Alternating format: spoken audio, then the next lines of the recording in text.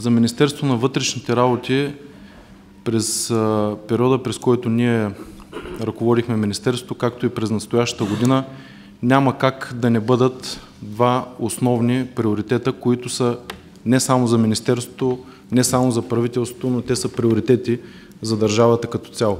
На първо място става въпрос за борбата с нелегалната миграция.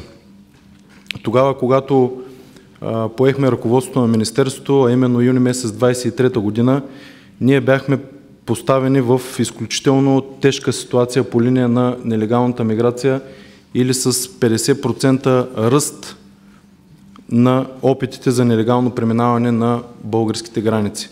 В резултат на всички мерки, които ние предприехме, а именно засилване на контрола по границата с 30% повече служители, засилване на комуникацията с турската страна, засилване на оперативната работа по линия противодействие на организирани престъпни групи, занимаващи се с трафик на хора, ние постигнахме изключително сериозни резултати и от месец септември 2023 година отбелязваме трайна тенденция за намаляване на миграционния натиск към България. Всичко това, а именно резултатите, които постигна Министерството на вътрешните работи и в частност Главна дирекция Гранична полиция, даде повод за проверката по линия на Шенген, която пък от своя страна даде изключително висока оценка на свършеното от службите.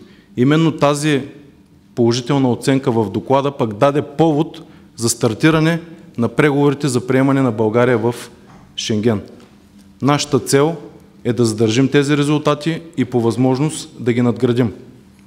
Другата приоритетна линия на работа, това е справяне с пътния травматизъм. Всички станахме свидетели през изминалите месеци на тежките происшествия, при които в центъра на София след употреба на алкохол или наркотици с превишена скорост се загубиха човешки животи. Тук е много важно да отбележим, че мерките, които набелязахме и които в момента изпълняваме, те ще дадат своя резултат не от днес за утре, а ще го дадат след няколко месеца. И резултата вече е на лице. Най-важното по тази линия е, че от 1.6.23 година до 5 март 2024 година ние имаме 35 по-малко жертви по българските пътища. Всичко, което предприехме с отнемането на автомобили, с засилване, повишаване на събираемостта, в момента дава резултат и съм убеден, че ще постигаме още по-добри резултати по тази линия на работа и максимално ще ограничим броя на жертвите по пътя. На следващото място, което си поставяме като цел през настоящата година, това е да направим няколко реформи в структурите на МВР, предимно в административните дирекции. Това е нещо, за което се говори отдавна. Идентифицирали сме този проблем, поставили сме го на масата и в момента търсим неговото решение.